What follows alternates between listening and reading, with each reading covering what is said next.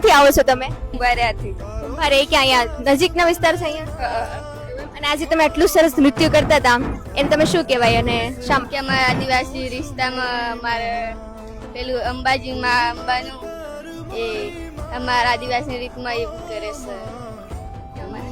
હા આદિવાસી અને આને શું કહેવાય? અને આજે તમારા હાથમાં છે આને શું કહેવાય? મેજિક.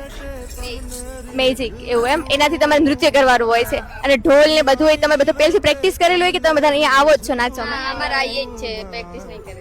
એવું તમારે બધું એમ આવો જ છે એટલે પરંપરા છે? દર વર્ષે આવે.